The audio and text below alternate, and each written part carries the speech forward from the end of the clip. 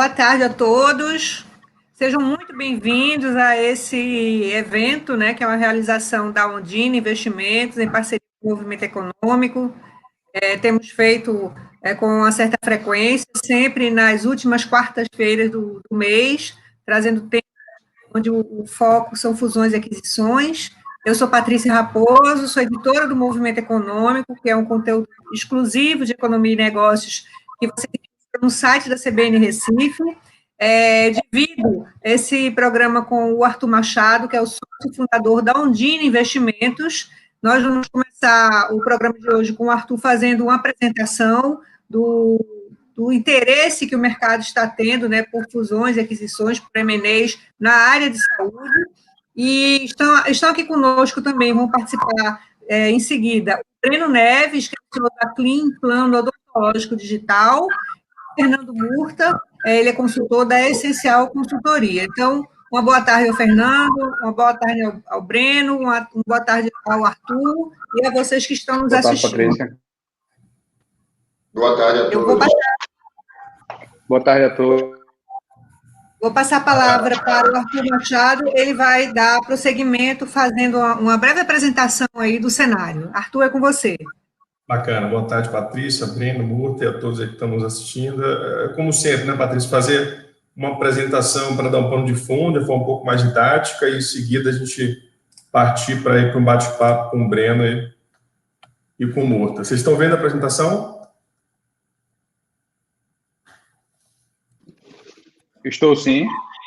Vamos lá. Então, o objetivo é falar um pouco sobre o que tem acontecido, né, no setor da saúde, entrando um pouco no enfoque de fusão e aquisições. Então, antes de entrar no que tange a parte de fusão e aquisição, vamos entrar um pouco de uma forma bem resumida, né, para dar um pano de fundo do mercado de saúde no Brasil. Né? A gente está falando de um mercado da saúde privada, né, de mais ou menos 50 milhões de pessoas, né, mais ou menos 25% da população brasileira, um quarto da população, aí grandes números, né? Houve um crescimento expressivo aí entre 2010 a 2014, e aí depois, na retração econômica aí de 2014 a 2017, uma queda aí de mais ou menos 3 milhões e meio. Hoje a gente está... Bom, e aí você vê que tem uma correlação muito forte entre PIB e quantidade de beneficiários. O mercado de saúde privada, ele caminha muito junto, né? Com alguns afastamentos ano a ano, mas quando você pega uma curva longa, você vê que ela anda mais ou menos juntos, né? Então, quando você olha a perspectiva, né, de uma forma bem no macro, né, por um lado, você passar dessa sangria, essa queda de vidas, aí, de planos de saúde, né, basicamente o que a gente está se baseando aqui, você tem um mercado de saúde privada, mas basicamente o plano de saúde, que é o grande mercado de saúde privada no Brasil, a expectativa, depois de ter tido a retração, está andando um pouco de lado e com a retomada. Então, acho que hoje tem mais ou menos 47 milhões de vidas com um crescimento, né? Assumindo a perspectiva de crescimento econômico aí, apesar da Covid, né? Que coloca um pouco a incerteza nos próximos meses, né? Agora, por outro lado, você tem o envelhecimento da população brasileira, que isso pressiona a sinistralidade, a utilização, né, dos planos de saúde, que pressiona a cadeia. Então, acho que, por um lado, a gente está falando de um setor resiliente, com perspectiva de crescimento. Por outro lado, você tem a utilização cada vez maior por conta, não só do modelo comercial, que a gente vai poder falar um pouco mais adiante, como por conta do envelhecimento da população. Então, um lado bom de um lado e um lado de preocupação do outro, né? Então, entrando agora um pouco na temática de fusão e aquisição, né, porque que na nossa visão são os três principais motivos aí que justificam tanta transação no setor, né, que junto com a área de tecnologia, de TI, saúde é o setor que tem mais movimento aí nos últimos anos, né.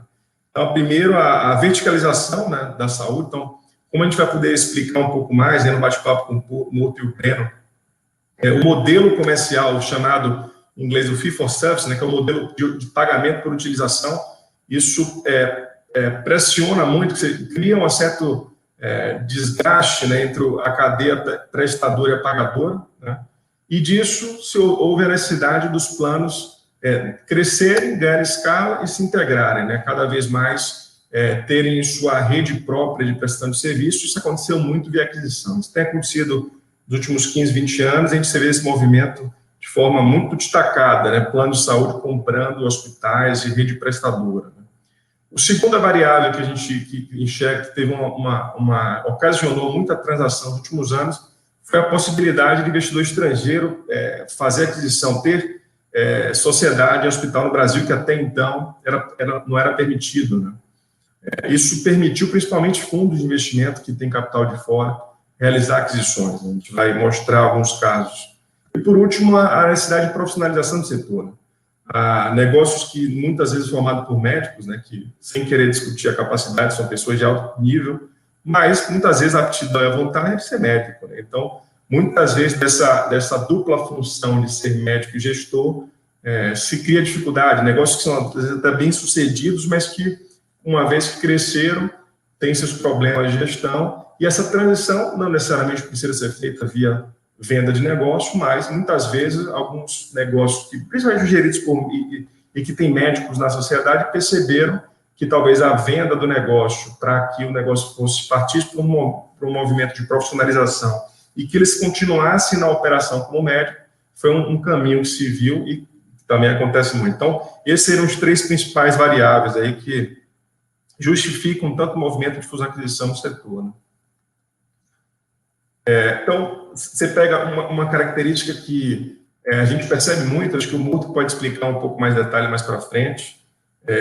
O mercado, apesar de ter crescido nos últimos 10 anos, ele se concentrou muito. Você percebe isso tanto na quantidade de leitos quanto na quantidade de planos. Né? Então, claro que o movimento de consolidação não é a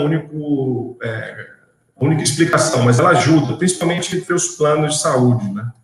E você teve aí 560 hospitais a menos no país. Acho que eu vou até explicar isso um pouco melhor, mas esse movimento acaba, de certa, ajudando a explicar o porquê que mesmo o mercado em crescimento você teve uma queda tanto de planos de saúde como de hospitais. Né? Aí falando um pouco dos principais investidores do setor no Brasil, né? Você tem os planos de saúde todos de capital aberto, nesse caso aqui, Sul América, Mil, Apivida, Notre Dame, né? Hospitais Gerais, Redidor, Atena Saúde e Cora, que são grupos de saúde que têm investidores, fundos de investimento por trás, formado por fundos, né? E o Hospital Care também formado por fundo. O próprio Redidor, que está para abrir capital, foi divulgado recentemente, deve abrir até o capital até o início do ano que vem, e tem grandes fundos por trás também. Laboratórios, né, como a Aliá, DASA, Fleury, Hermes Pardini, todos de capital aberto. Grupos de nefrologia, nesse caso aqui, grupos estrangeiros, né? Uma da Vida Americana, Fresenius, Avera, Sueca. Planos Odonto, Odontopred, que é o maior grupo de plano odonto do Brasil, a Biodental, o Plano Clinic, o Breno, a gente vai ter o prazer de ouvir um pouco melhor sobre os planos de crescimento do grupo. Né? E grupo de oncologia, como Oncoclínicas, que fez uma série de aquisições, virou o maior grupo do setor. A Oncodó, a AMO, que é investida de um fundo de investimento de private equity também, e Oftalmo, né, que você tem a CBV e a Optic, que são 2 grupos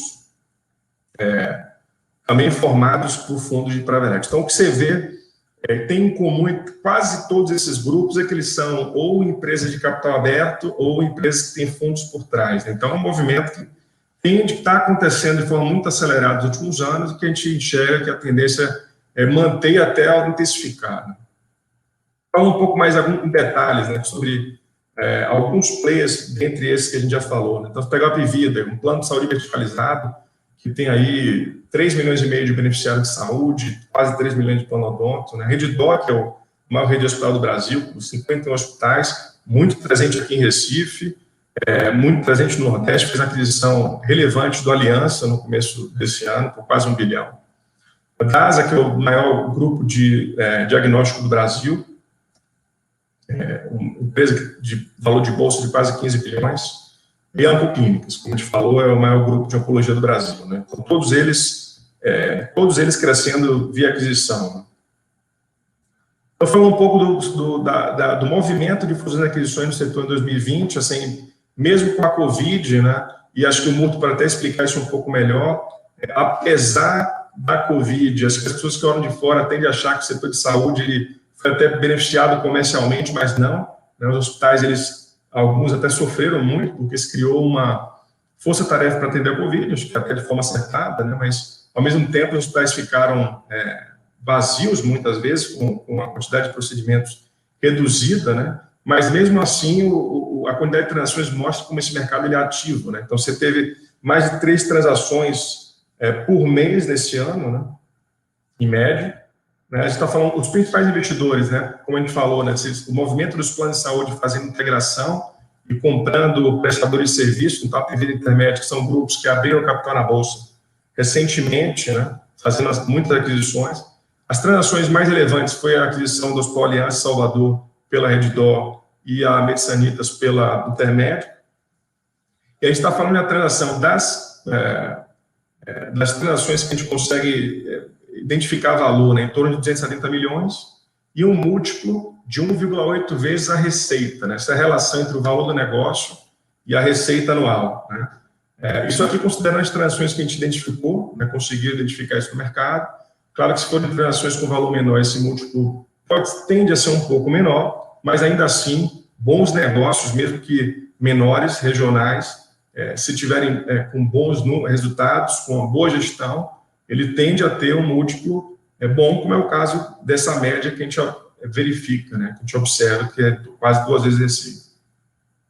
E aí, só para a gente fechar e partir para o papo com o Breno Murta, né, que a gente percebe, né, apesar de ser um setor resiliente, crescimento econômico e geração de emprego são fundamentais, até porque o plano de saúde no Brasil é muito voltado para plano de empresa, né, por uma série de fatores que a gente pode discutir mais adiante. Então, a geração de emprego, e aí quando você tem desemprego em massa, como teve na crise, isso faz com que você tenha uma redução significativa de planos, né? Como a gente viu aí, teve uma redução de mais de 3 milhões de vidas entre 2014 e 2017. Né? E a nossa perspectiva é que esse processo de fusão e aquisição na saúde só se intensifique, né? Principalmente devido à sinistralidade crescente, né?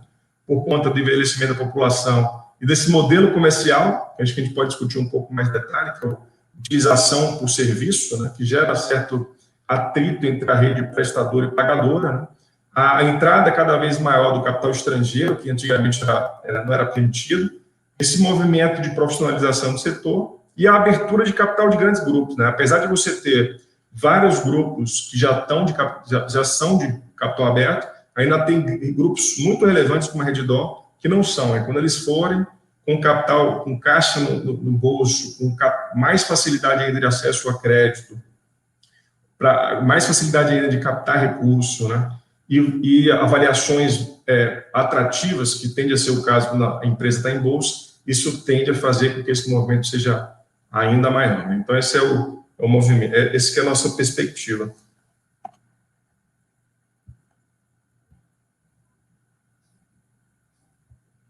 Concluído? Agora para o bate-papo com nossos amigos aí, Breno e Murta.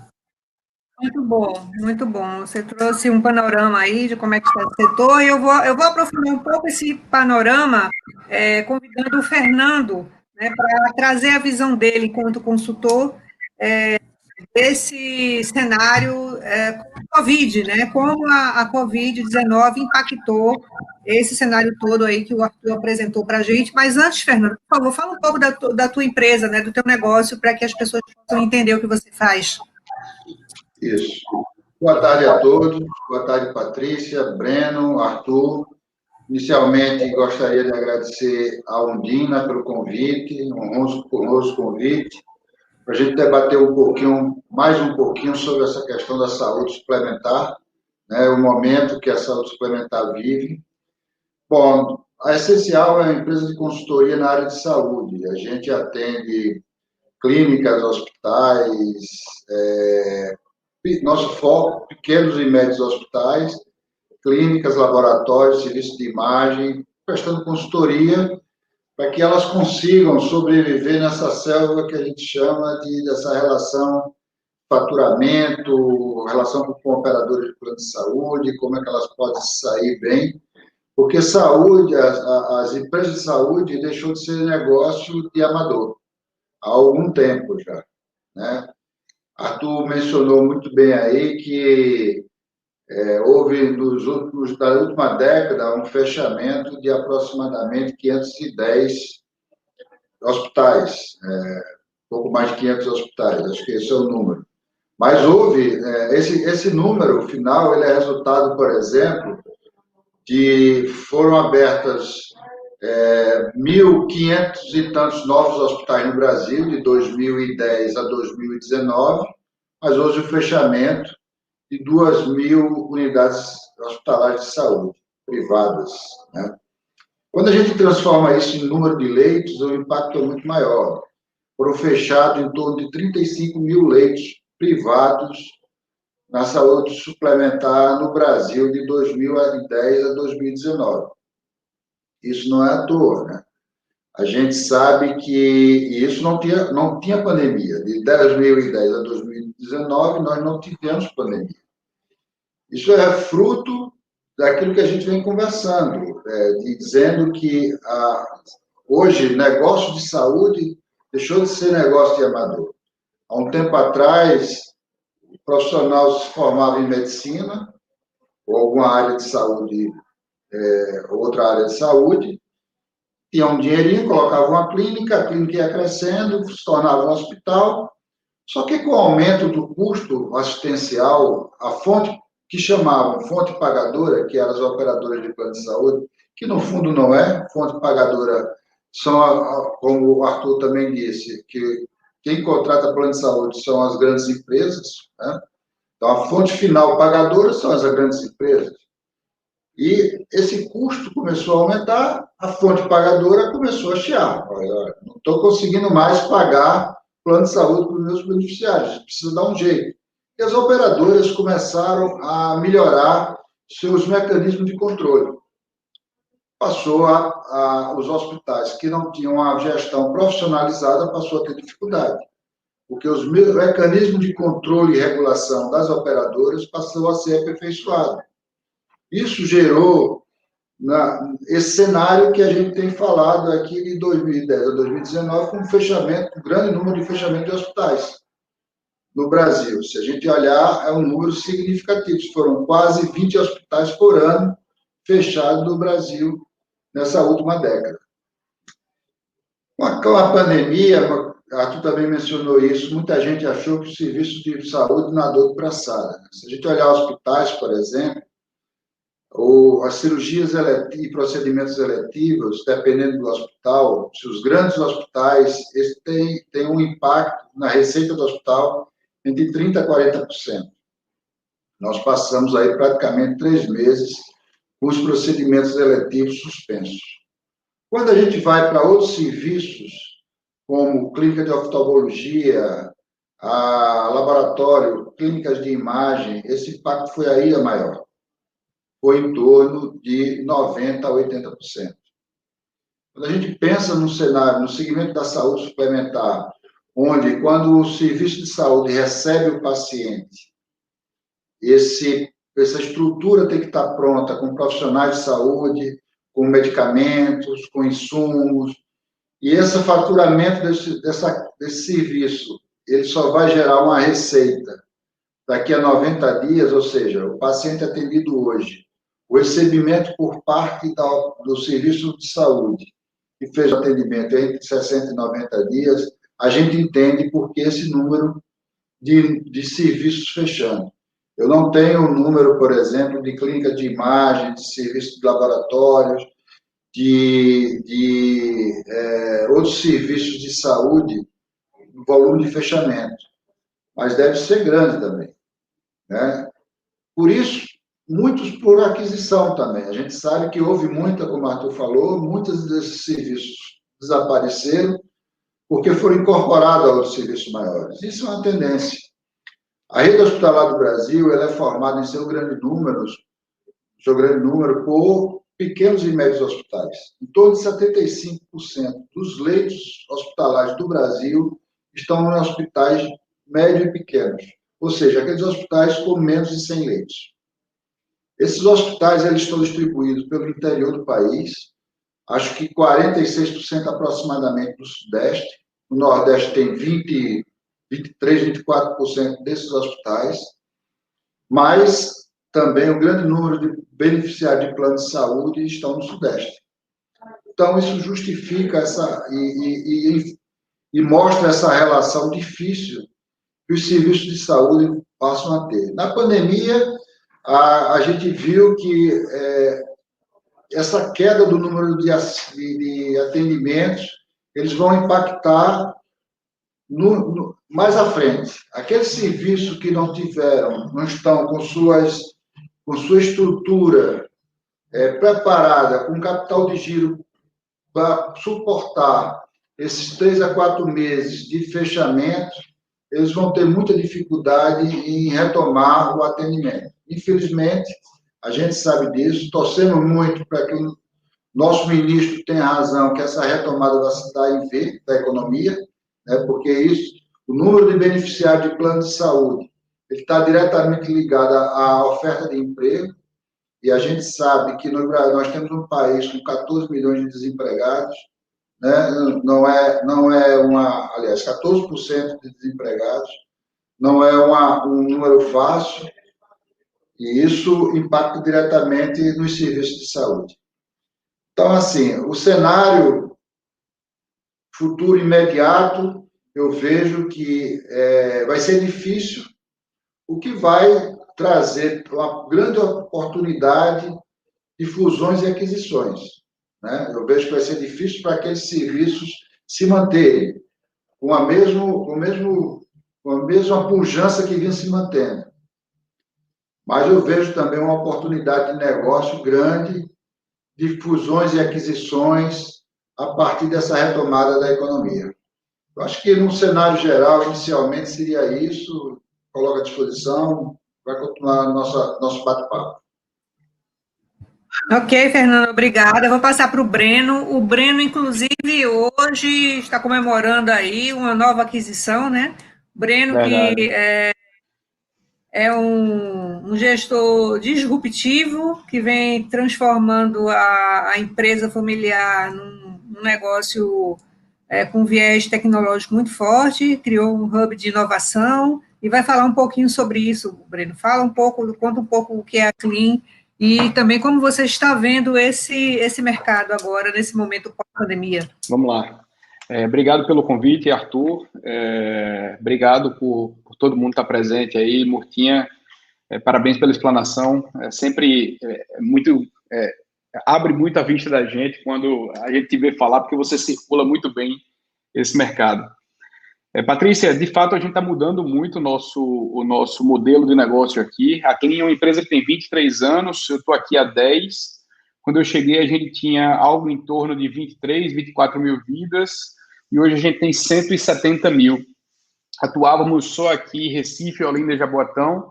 Hoje a gente atua no Brasil todo, e com rede credenciada e unidades comerciais em 10 cidades, né?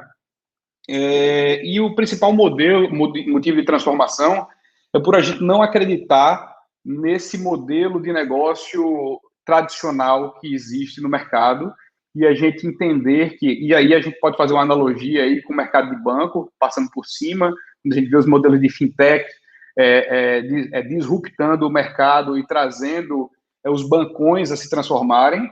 E por analogia, a gente trouxe aqui para a odontologia e agora a gente está levando para a saúde, focado em melhorar a experiência do cliente, acompanhar a jornada de serviço, colocar o cliente no centro e pensar sempre como é que nós, enquanto clientes, já que estamos no centro, gostaríamos de ser atendidos, né? Todo esse modelo de transformação que a gente chama de transformação cultural e não digital, porque assim, muitas empresas, e se fala muito hoje em dia sobre transformação digital, né? Mas a gente entendeu aqui no nosso processo que a transformação ela está na cabeça das pessoas, a tecnologia ela é veículo de transformação. As pessoas elas precisam querer utilizar as tecnologias que nós desenvolvemos para fazer com os objetivos traçados saiam do ponto A e cheguem no ponto B traçado dentro do planejamento estratégico. Então, assim, de uma forma geral, a Clean está no momento comprador. Nós adquirimos essa semana uma participação numa empresa de diagnóstico focada em inteligência artificial, que é a Pixels, e estamos organizando tudo aqui para rampar o modelo de negócio deles, e tem mais aquisições vindo por aí. Acho que é isso nesse primeiro momento, e estou aberto aqui para a gente bater um papo. Ok, então, eu queria começar lançando uma pergunta aí para o Fernando, que é o seguinte: como você vê esse mercado? Você falou que é um momento muito propício a fusões e aquisições, né? Como você vê esse mercado daqui a 2 anos, 10 anos, digamos? 10 acho que é muito tempo, é tudo tão rápido, vamos lá, 5 anos. Esse vai ser um mercado muito verticalizado, esse vai ser um mercado com um outro viés, que a gente consegue enxergar, porque eu, pelo menos, sou da área. Como é que você vê esse mercado daqui a uns 5 anos? Bom, fazendo a pergunta, Patrícia, prever alguma coisa no nosso país é muito difícil, ainda mais com 5 anos. Eu acho que é o seguinte: existem perfis de operadoras e serviços específicos, né? Por exemplo, algumas operadoras a gente sabe que tem como seu principal forma de negócio a verticalização. Isso são operadores que estão claramente identificados no mercado, né? É o DNA do negócio dela, é a forma que ela trabalha, é a forma que elas operam. Se vocês procurar saber de algumas outras operadoras, o discurso que ela vai lhe dar é: eu não quero nem saber de ter hospital, verticalizar serviço, porque não é o DNA dela. Basicamente, as seguradoras, né? As cooperativas, normalmente, ela tem um modelo de negócio meio que misto. Elas verticalizam algumas coisas, normalmente dentro de maior complexidade, mas elas compram o serviço no mercado, até como uma forma de atrair o comprador do plano de saúde. O hospital ele é importante para vender plano de saúde. O bom serviço de saúde ele é importante para vender planos de saúde. Então, quando você compra um plano de saúde, a primeira coisa que você procura saber é a rede credenciada. Se você tem a possibilidade de ter um plano de saúde com a cobertura mais ampla, com a possibilidade de um atendimento nacional, a nível nacional, com os principais hospitais, você vai querer saber. Claro, você vai pagar um pouco mais caro, né, por esse plano de saúde, pela contratação desse plano de saúde, mas você vai ter, a princípio, uma oferta de serviço naqueles principais players no mercado, player no mercado de saúde. É aquela história. Você vai, determinado restaurante, você sabe que vai pagar um pouco mais, você vai ter uma comida e um serviço um pouco melhor. Da mesma forma da operadora. A operadora tem operadoras com ticket mais baixo, elas procuram atender uma camada da população que que possibilita a compra desse serviço, né?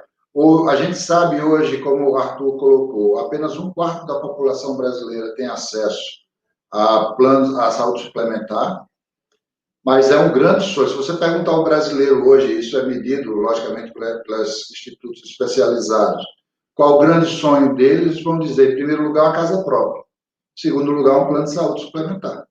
Porque a gente sabe da baixa qualidade do nosso serviço de saúde público ainda, embora a gente saiba que a universalização do SUS é uma conquista. A gente sabe que o SUS ele presta um papel importantíssimo à população brasileira.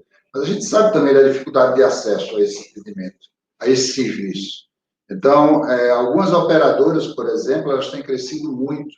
Essas operadoras mais verticalizadas, não pelo serviço a oferta de serviço de maior complexidade, mas de suprir essa atenção básica que o SUS tem alguma dificuldade ainda de atender. Então, esse perfil como vai ser esse perfil da saúde suplementar daqui a 2 a 5 anos, eu acho que tem mercado para os dois. Eu acho que as operadoras, e também é um segmento da saúde suplementar, as operadoras também, há uns anos atrás, eram 1.100, acho que há 6 anos atrás, 1.100 operadoras, 10 anos atrás, 1.100 operadoras de plano de saúde, não estou falando odontológico, plano de saúde. Hoje tem 780. Então, isso não é só o plano que fechou, e alguns fecharam. Algumas operadoras fecharam, inclusive deixando um calote grande para a rede privada aqui nos estados, né, onde eles atuavam. Isso era um passivo importante.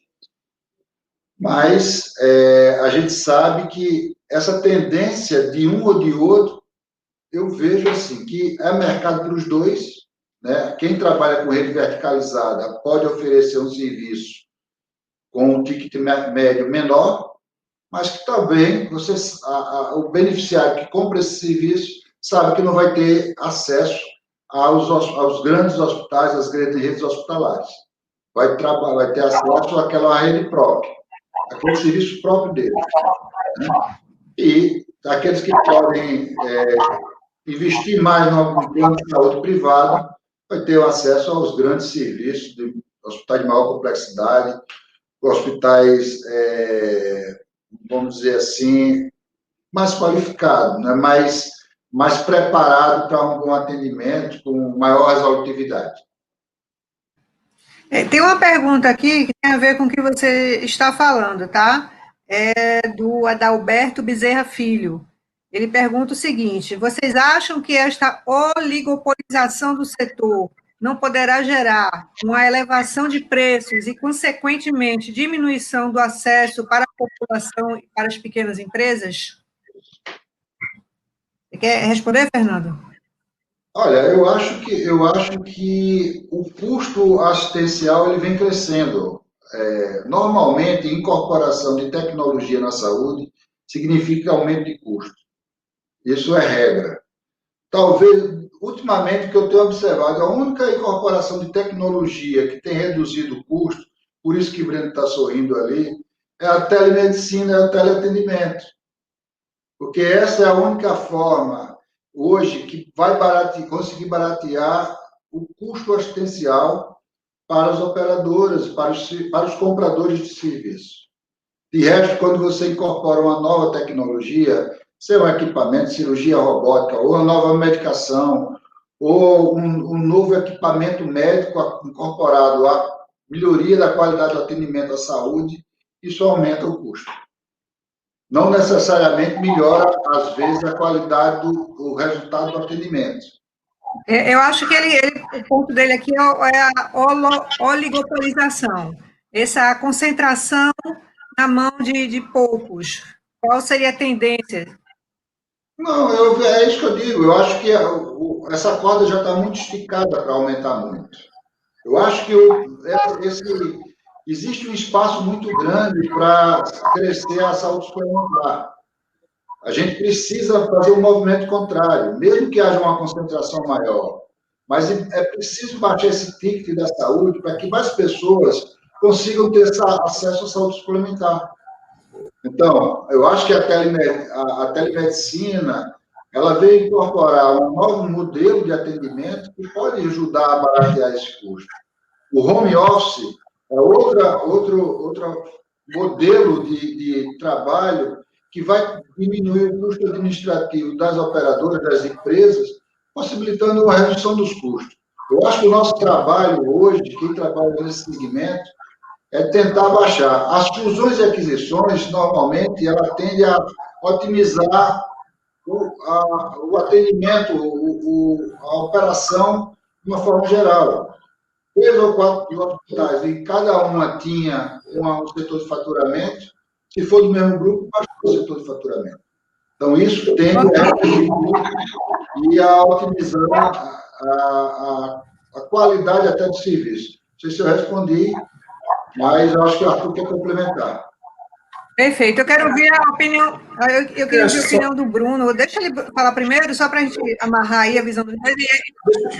Eu queria que você fechasse. Deixa eu só fazer um complemento rápido. Eu queria que você fechasse depois que o Bruno falasse. Pode ser? Você quer falar logo? Fala, então. Pode ser. Na live. Vai lá. Murtinha, eu concordo com você que a telemedicina ela vai baixar o custo, porém, eu queria fazer um complemento em relação à inserção de tecnologia sobre aumentar custo. Eu acho que ela aumenta custo no lado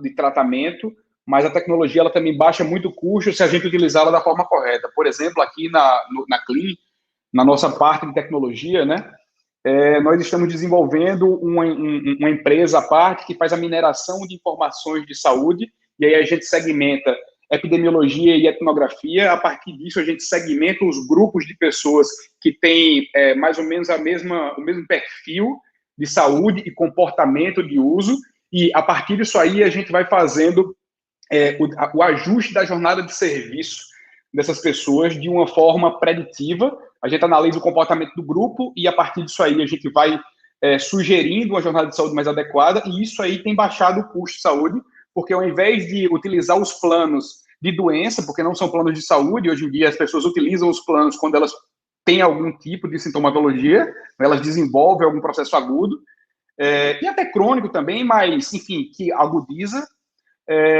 transformando o modelo de plano de doença em plano de saúde. Então, quando a gente puxa isso aí, muda o viés e vai para dentro da prevenção, a gente consegue fazer, e aí com tecnologia, a gente consegue fazer um controle desse custo, e essa é a expectativa desse novo negócio que a gente está lançando aqui dentro do grupo. Arthur. Perfeito, Arthur.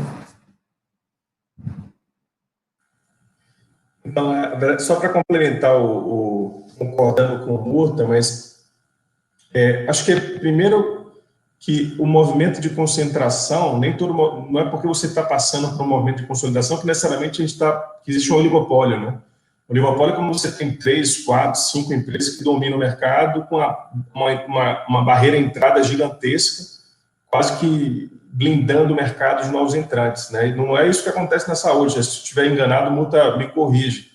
Mas o que você tem é, de fato, alguns players que são líderes de mercado, tanto na parte dos prestadores, como na parte de prestadores sejam hospitais gerais, sejam laboratórios de diagnóstico, e entre os planos de saúde, plano odonto, você tem os líderes. Você tem são setores que não são fáceis, né?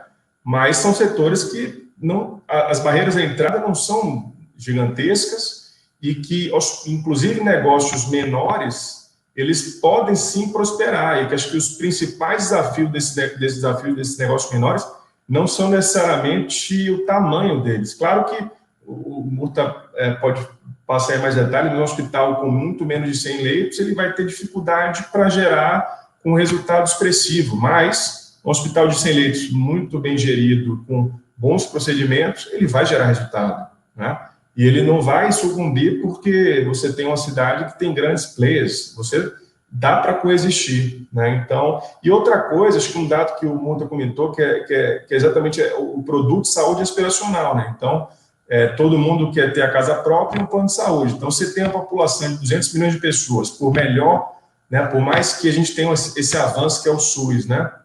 Você vê a situação da Covid no Brasil e nos Estados Unidos, e a diferença acho que se dá muito por isso, né? Eles não têm essa rede prestadora universal que a gente tem aqui, mas, como o Murta falou, todo mundo quer ter seu plano de saúde. Então, quando você pega 50 milhões de pessoas que têm acesso à saúde privada e 150 que não têm, querem ter, a gente está falando de um novo negócio, né, para si. Então, é muito mais de você alcançar esses 150 milhões do que se degladiar nos 50 atuais. Então, eu acho que, de fato, respeitando a pergunta, é claro, mas eu acho que não é nem por aí. Acho que, de fato, a gente tem um desafio de crescimento, de fazer com que essas 150 milhões de pessoas, seria um mundo ideal, que a gente sabe que isso não existe, mas que elas sejam atendidas e que a gente libere o espaço para o governo fazer o caixa para outras coisas, que a gente sabe que ele tem um problema fiscal gigantesco. Então, é ótimo que o governo possa prestar esse serviço, mas o ideal seria, e as pessoas querem isso, né, é que a rede privada preste, que os consumidores consumam, né? Então, eu acho que o desafio é mais esse do que pensar que é um oligopólio, que não enxergo dessa forma. Bom, vamos entrar aqui num outro tema. Tem uma pergunta aqui, mas antes de trazer a pergunta do Armando Guerra, eu vou fazer sua pergunta, Armando, mas antes eu queria só trazer aqui uma pergunta que é o seguinte: como o modelo Fee for Service tem afetado os hospitais de pequeno e médio porte, Murta?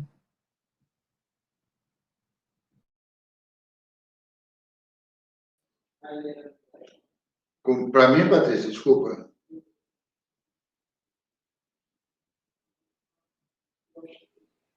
Bom, Eu acho que o microfone está cortado, Patrícia. O microfone está fechado. Todos podem comentar esse tópico para depois eu puxar a pergunta do Armando Guerra. Bom, eu acho que o modelo Fee-for-Service é um modelo que, embora se persiga a sua extinção, ou minimizar esse tipo de modelo, que é justo, que é saudável, mas ele é um modelo que não vai desaparecer, né? Principalmente nos pequenos e médios hospitais, principalmente naqueles hospitais do interior. Eles vão continuar sendo Fee-for-Service. Mas os grandes redes, eu acho que eles têm a responsabilidade de mudar o modelo de remuneração com base no desfecho clínico favorável. Aquele que apresenta o melhor desfecho clínico, que tem os melhores resultados, ele precisa ser melhor remunerado, né? E esses modelos eles vêm sendo testados, eles vêm sendo trabalhados na saúde suplementar. Eu acho isso muito saudável. Mas a gente sabe que a realidade do nosso país, que é um país continental, naqueles pequenos e médios hospitais do interior, que é o nosso foco de trabalho. A gente atua muito nesse tipo de serviço, né, pequeno e médio porte. São hospitais que vão ter muita dificuldade, inclusive, de se conhecer o seu custo. A gente sabe de hospitais, por exemplo, que praticamente não tem nem os seus contratos atualizados com os seus parceiros de negócio, que são as operadoras de plano de saúde. Então, é muito difícil você querer que um hospital desse eles tenham a sua remuneração com base no desfecho clínico, quando ele não tem conhecimento nem do seu custo assistencial. Quanto custa um leite? Você está falando aí de gestão, né, Murta? Muito, aí entra o aspecto da gestão. Muito. Total. Eu acho que aquela história da minha fala inicial, saúde suplementar deixou de ser coisa para amador. Exige um nível de profissionalização, ou então o resultado vai ser esse que a gente tem acompanhado ao longo da última década, de fechamento de leito hospitalar e de outros serviços, né, menores, enfim. Basicamente isso. Esse é o meu entendimento. E, Breno, só um reparo aqui na minha fala. Quando eu falei que o aumento da tecnologia ela gera um aumento de custo, eu estava falando da questão médica, né, com o aumento de tecnologia de equipamentos médicos, com a pesquisa de novos medicamentos e tal. A gente sabe vem acompanhado o trabalho que vocês têm desenvolvido na CLIN, voltado, inclusive, para a redução dos custos, que é muito positivo, que vocês estão de parabéns. Só complementando aí em relação ao Fee-for-Service, eu acredito que é um modelo que ele vai continuar existindo, ele não tem como deixar de funcionar, porque alguns procedimentos e algumas redes hospitalares em lugares de menor porte, como o Murta falou, eles precisam desse modelo para existir, porém precisa-se de um equilíbrio, porque o modelo horizontalizado, e aí é onde a gente tem o Fee-for-Service funcionando, ele é vital para o benefício do cliente, né, que é a fonte pagadora, e a gente precisa encontrar um equilíbrio entre as duas coisas para que a gente faça com que o plano de saúde horizontalizado e os hospitais que já existem, eles consigam coexistir e prosperar, né? Então, o Fee-for-Service vai reduzir, não vai acabar, e a gente precisa, como o Murta também falou, desenvolver alguns modelos de controle de sinistro que tragam um equilíbrio e as duas coisas coexistam. Acredito eu que o modelo não é tratando quando chega no hospital, e aí já é o fim da cadeia, na minha opinião, ajustando, e aí quando chega no fim da cadeia precisa acontecer, porque a gente está tratando de seres humanos aqui, né? E o que a gente precisa fazer é entender como é que a gente cria um corte para tratar a saúde de forma preventiva, e não a doença que é dentro do hospital quando a pessoa está precisando, né? Então a gente precisa balancear isso. Que muitas vezes é negado, né, mesmo sendo necessário. Muitos exames, principalmente em modelos verticalizados, por redução de custo, né? Exatamente. Arthur.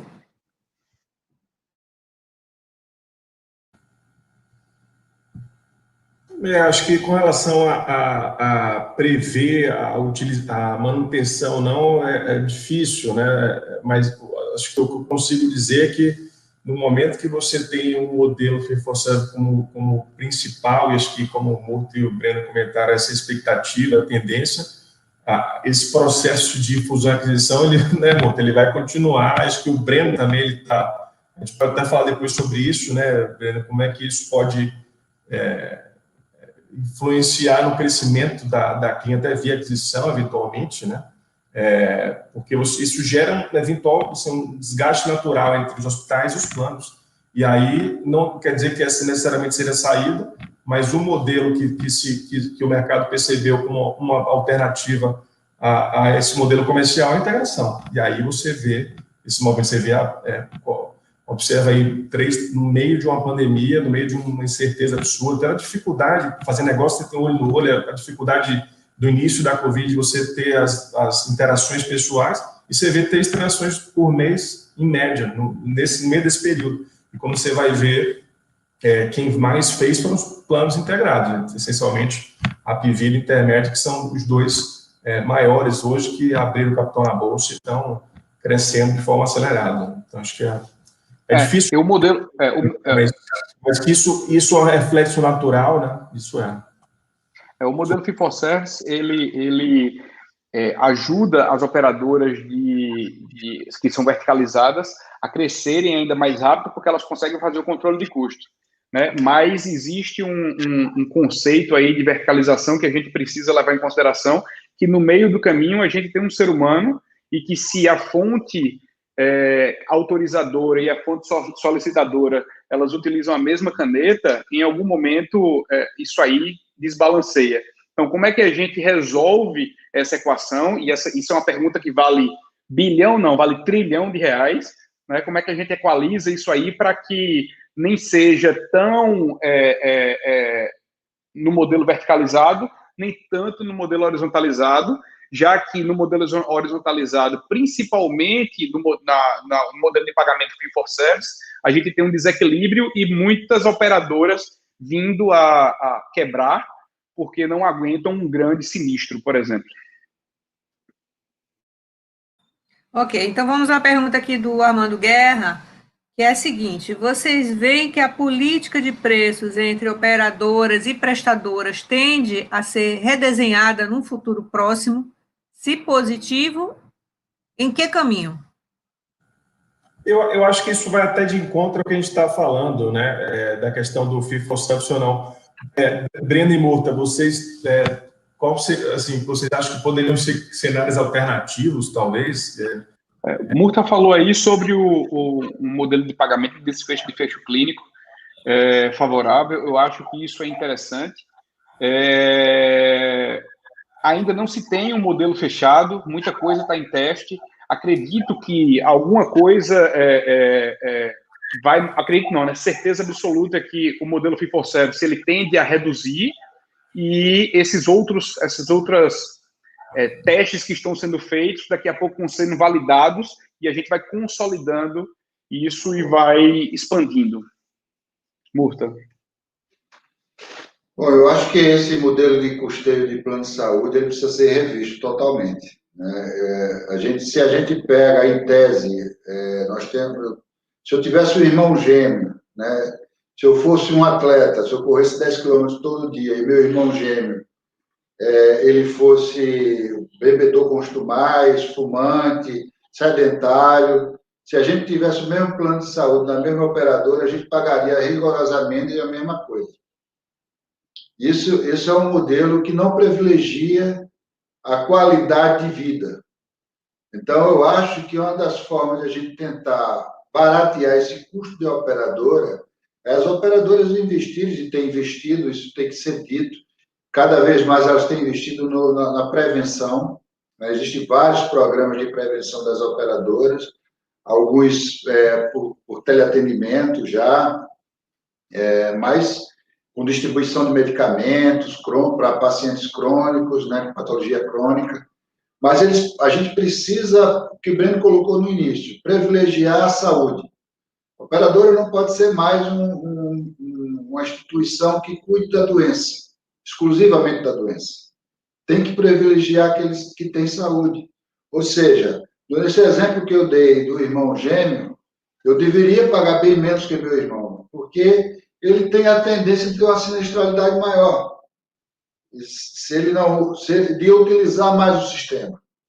Então, eu acho que o modelo de remuneração, ele passa muito também, por exemplo, pelas operadoras privilegiarem a atenção básica, mudar esse modelo hospitalocêntrico, onde tudo se resolve no hospital.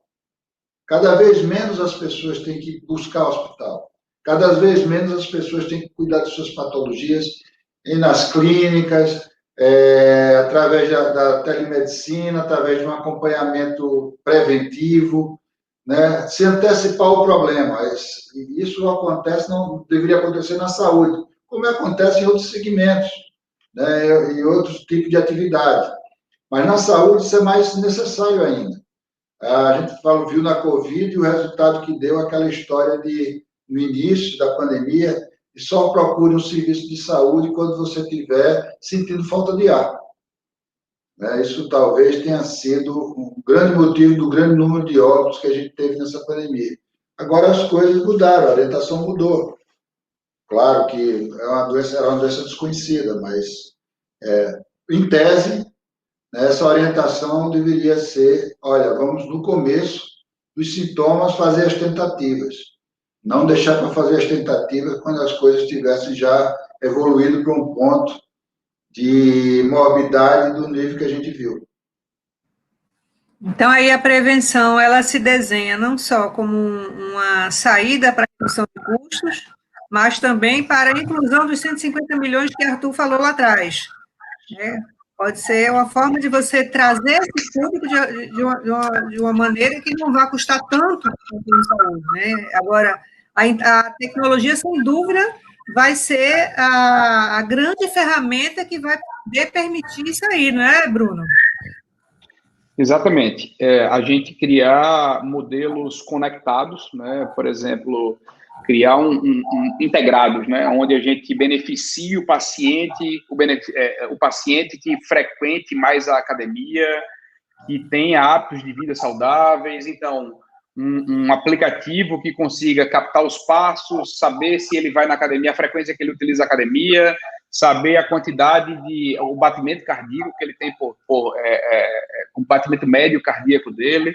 Enfim, eu sei que a gente está puxando um pouquinho a régua para cima aqui e trazendo, deixando a maior parte da população longe dessa realidade, mas a gente tem que entender que com a evolução da tecnologia, esses devices eles vão ficando cada vez mais baratos também e acessíveis, né? Então, como é que a gente cria um modelo integrado, pensando sempre no plano de saúde e não no plano de doença, trazendo, através de análises de mineração de dados, né? Possibilidades preventivas e exames já ajustados para cada jornada, colocando as pessoas dentro dos serviços no momento mais adequado. Então, Bruno, uma coisa que... Você não acha que a grande questão é que, e vocês todos, que as grandes operadoras ainda são muito analógicas, que é preciso dar esse passo para que esses processos possam se transformar em soluções que não só acompanhem se a pessoa está fazendo exercício ou não, mas que saiba que aquele paciente ele tem uma diabetes, se ele é hipertenso, para que isso possa se monitorar de uma forma mais aproximada. Então, assim, esse salto tecnológico precisa ser dado nesse precisa ser dado. E outra coisa, um ponto muito importante que é perdido é que a operadora autoriza e paga o procedimento de exame, por exemplo, um exame hematológico, um exame de imagem, um exame cardiológico, e ela não acumula aqueles dados no prontuário do paciente, porque aqueles dados vai para o paciente vai para o médico é desperdiçado, né? Isso aí ela não consegue entender quais são as possíveis patologias que estão ligadas ao resultado daquele exame, e a partir disso aí colocar o paciente dentro de uma jornada mais adequada. Então, se a gente consegue criar um modelo integrado, isso aí começa a funcionar de uma forma mais estruturada, né? É isso que esse programa, esse negócio que a gente está desenvolvendo aqui no grupo, tende a tentar resolver esse problema aí da integração dessa saúde para que a gente trabalhe na prevenção e que o hospital, de forma horizontalizada, consiga liberar, realizar os procedimentos necessários na base de clientes que eles estão atendendo, levando em consideração que o princípio médico, ético, está prevalecendo ali e que o que ele está ofertando para aquele paciente naquele momento é o mais adequado, né?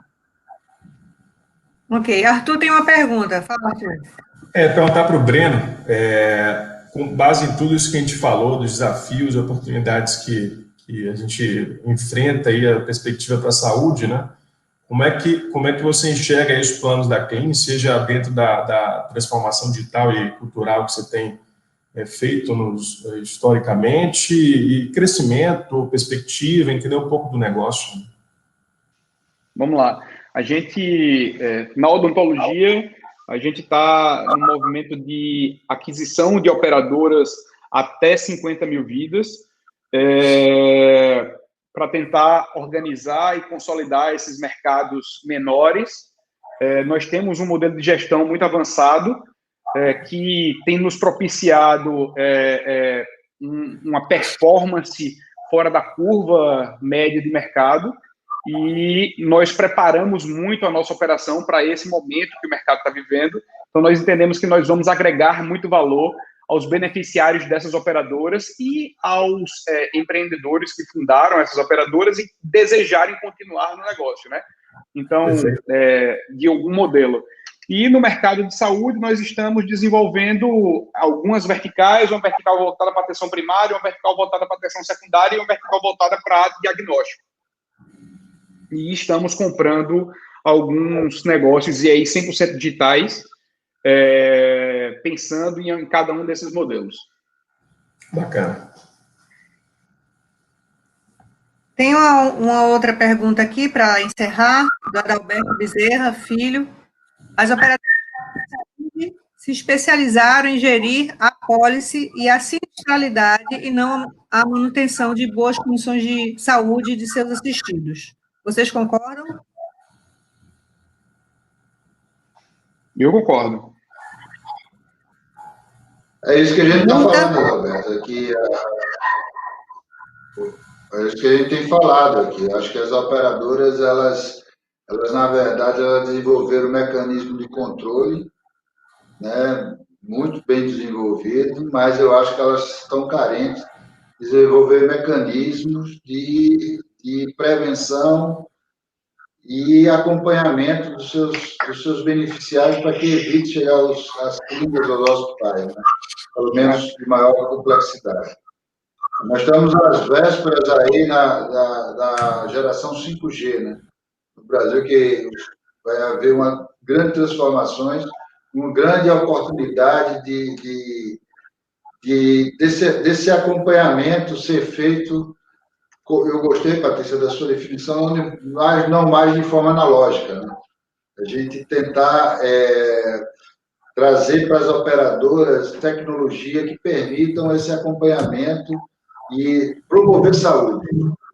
Na verdade, se você olhar hoje para o setor, todos os players do setor existe uma insatisfação. A operadora de saúde não está plenamente satisfeita, os serviços que vendem serviços de saúde não estão satisfeitos e muito menos o beneficiário, aquele que usa o sistema. Isso. Então, a insatisfação é geral, então significa que precisa melhorar muita coisa. Focar na experiência do cliente é uma das bases nesse momento, que você gera engajamento. Aqui no nosso negócio mesmo, nós temos o aplicativo mais bem avaliado do mercado nacional em saúde suplementar, com mais de 3 mil avaliações, a gente tem uma média 4,7, né? Então, a gente já faz telemedicina, teleorientação psicológica e teleorientação odontológica também. E isso traz uma agregação de valor muito grande ao nosso modelo, e a gente consegue aferir tanto quanto o Uber, tanto quanto o iFood, a percepção de valor agregado que o beneficiário está sentindo em cada momento que ele toca no plano, em sua jornada de serviço, e ir ajustando cirurgicamente essa jornada, aumentando, assim, o nível de satisfação dele e o tempo médio de permanência, né? Quanto mais tempo essas pessoas passam dentro da operadora, porque as pessoas compram a experiência que elas têm conosco, né? A gente compraria Netflix e se nós assistíssemos todos os vídeos da Netflix, naturalmente nós cancelaríamos porque perderia o valor ali e nós contrataríamos Amazon Prime, por exemplo, né? E aí depois que a gente terminar de assistir ali, a gente vai e contrata a Netflix de novo. Não faz sentido a gente ter os dois.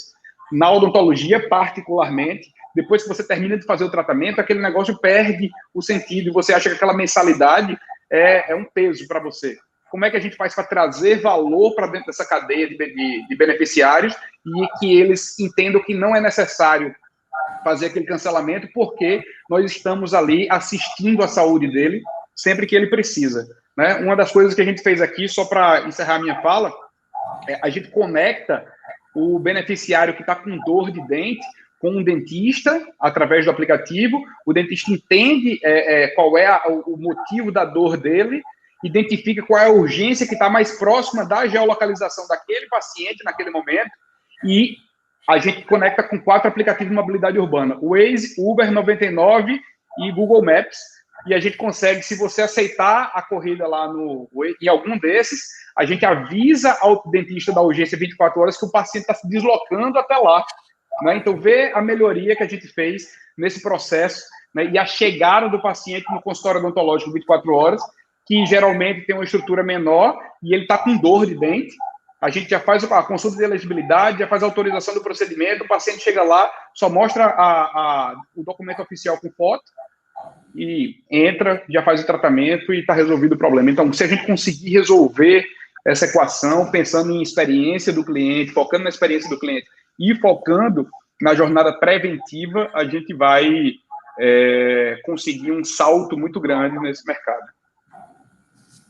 Tem uma pergunta aqui, Breno, eu acho que essa aí vai para você. Bora lá. A Renata Marconato, ela pergunta como a telemedicina pode auxiliar pessoas em regiões distantes com pouca oferta de serviço. Você acabou de comprar, né, a Pixels, que vai justamente fazer uma coisa como essa, né? Fala a Pixels e um outro negócio que nós estamos desenvolvendo aqui, eles estão focados em levar a medicina junto com os exames laboratoriais para as regiões mais remotas do país, né? Então, a gente quer fazer com que um laboratório com exames básicos para fazer um diagnóstico inicial caibam dentro de um device, e a gente quer que, nesse mesmo modelo de negócio, a gente consiga fazer o atendimento daquele paciente de uma forma mais humanizada, por mais que a gente esteja trazendo telemedicina, a gente criou um modelo de negócio aqui que vai humanizar o processo e a gente consiga levar para qualquer lugar do país, começando pelas regiões aqui do interior do estado de Pernambuco e do interior do estado do Ceará. Interior do estado de Pernambuco, por conta da família da minha mãe, Belém de São Francisco, Parnamirim, por aí vai, e no interior do estado do Ceará porque nós somos naturais de lá, né? Eu nasci no Crato.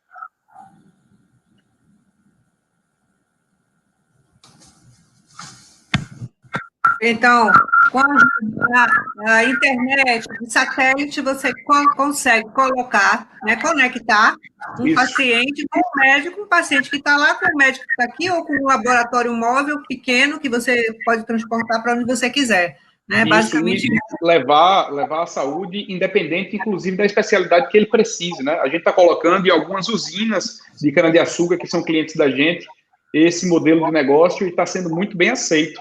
A gente coloca lá os equipamentos que a gente desenvolveu aqui para fazer esse processo da telemedicina e o equipamento da Pixels, e a gente está conseguindo integrar isso e trazer um posto de saúde 4.0, que a gente está chamando aqui, dentro desses serviços, aproximando, independente da especialidade, a gente usa 4 a princípio: clínica, dermatologia, cardiologia e endocrinologia, essas especialidades daqueles pacientes que antes era utilizado por aquele médico específico que ia num período específico também generalista, né, que ia naquele período específico e fazia aquela base de tratamentos que já estava pré-determinada. A gente traz um processo mais amplo para esses pacientes e está sendo muito bem aceito.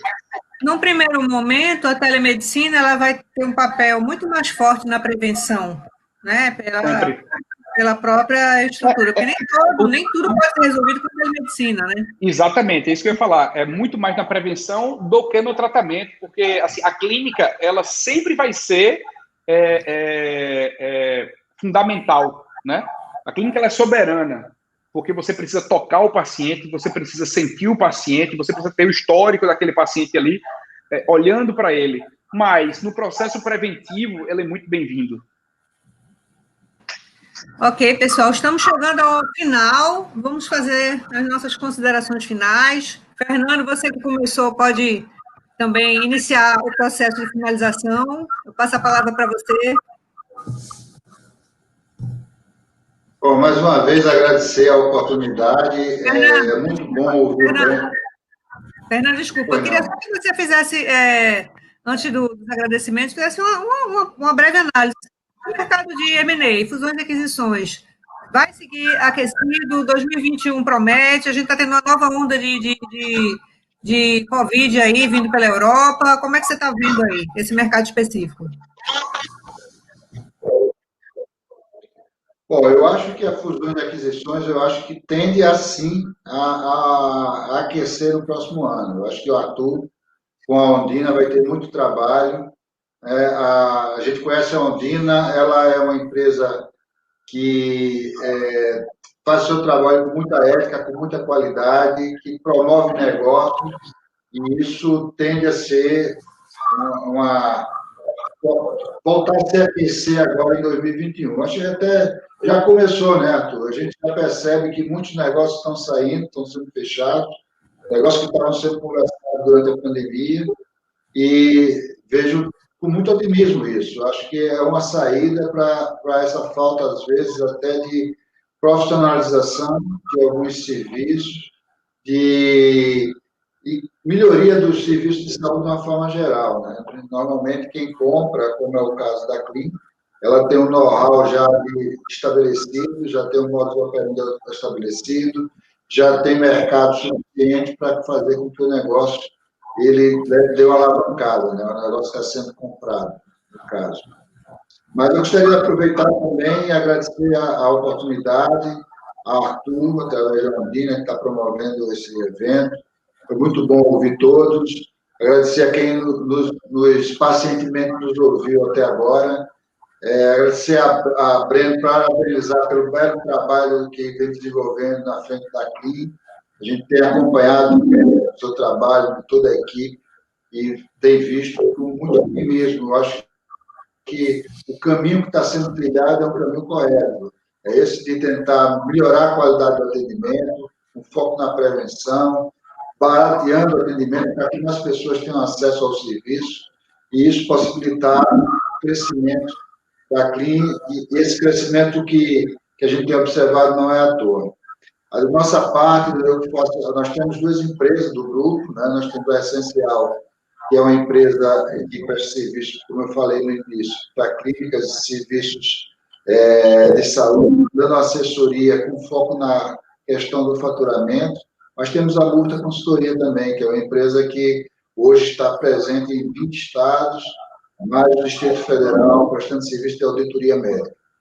Então, nossa observação, através da Murta, que é um serviço que está mais distribuído, vamos dizer assim, em vários estados, a gente tem percebido que a questão da pandemia trouxe um impacto inicial importante, mas a gente espera e tem observado também que as coisas têm aos poucos voltado ao normal. É importante que as pessoas que têm suas doenças procurem serviço de saúde. A gente tem visto um aumento das mortes também por outras patologias, paciente cardiopata, paciente oncológico, precisa voltar ao seu tratamento, precisa ser acompanhado pelos seus médicos.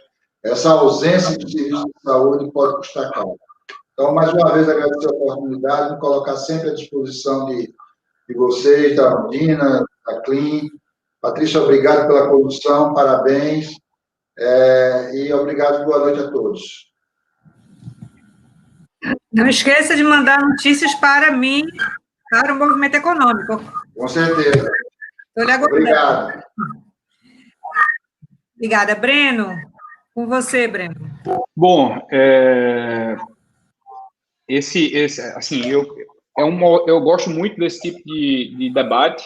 Acho que a gente precisa promover cada vez mais. Arthur é uma pessoa que dá nossa inteira confiança, nos auxilia e já nos auxiliou em vários processos de aquisição de empresas.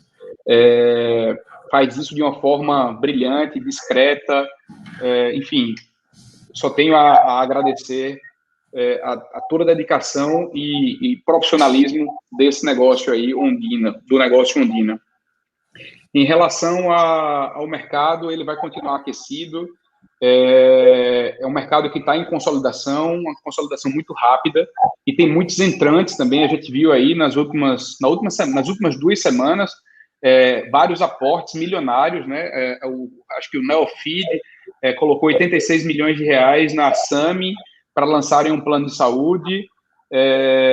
O José Seripieri Júnior, que é o ex-dono da Qualicorp, abriu o Que Saúde, que é outro plano de saúde. Então, o mercado está muito aquecido, ele vai continuar muito aquecido, com novos entrantes e consolidação aqui em cima. Eu costumo dizer que aquele movimento que aconteceu das fintechs surgindo no mercado financeiro e disruptando o modelo de negócio vai começar a acontecer no mercado de saúde e num movimento muito mais rápido, porque cada vez que a gente roda um ciclo de disrupção desse, a gente aprende e encurta os caminhos, né?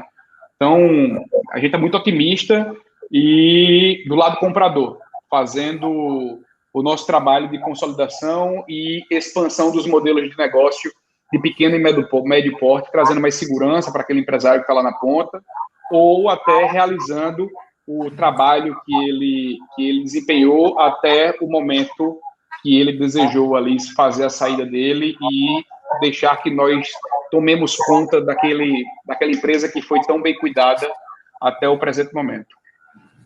Ok, Breno, obrigada pela sua participação mais uma vez. Arthur, eu quero passar para você a palavra, mas quero que você faça um comentário. Diante desse mercado tão aquecido, quais são as recomendações para os empresários? Quem quer aproveitar a oportunidade tem que fazer o quê?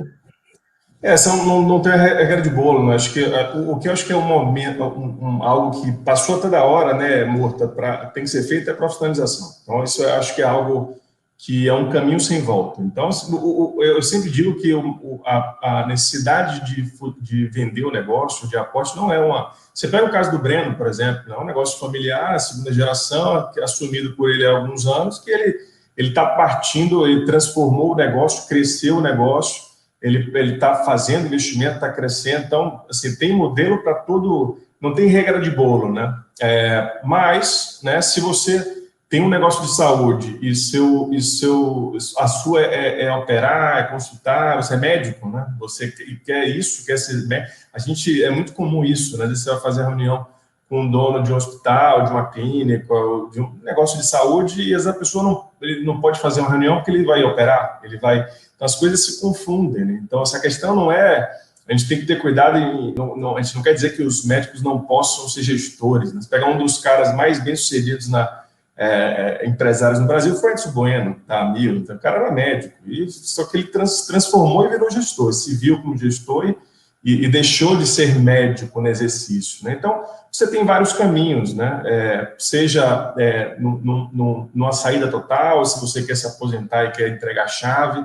Tem vários modelos em que o médico ele vende o negócio, ele fica com participação remanescente, ou ele vira sócio de um grupo maior, né, continua no negócio como médico. Você tem vários exemplos. Então, assim, não tem uma regra de bolo, mas acho que o caminho sem volta, acho que o que o Murta comentou muito, que é da profissionalização e, de fato, dentro dessa necessidade básica, eventualmente, uma transação societária ela pode ser uma saída, né? E numa situação como essa, aí acho que pode nos procurar.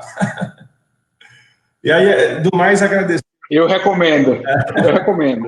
Agradecer muito o Breno aí por ter dividido conosco o conhecimento.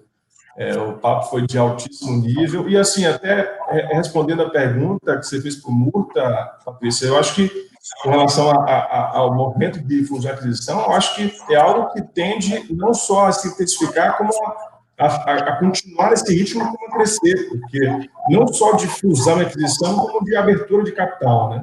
Você pega grupos de saúde, grupos de redes hospitalares que têm fundos por trás desses investidores, eles entram, eles saem depois de um tempo, né? E a saída vai ser ou para vender para um outro grupo, eventualmente um estrangeiro que não está no Brasil, ou eles vão abrir capital. Como a Redditor está para fazer, já era esperado muito tempo no mercado. Você não tem uma rede de hospitais de capital aberto no Brasil, não tem uma. Você tem diversos planos de saúde, diversas redes de diagnóstico por imagem, laboratórios, não tem uma rede.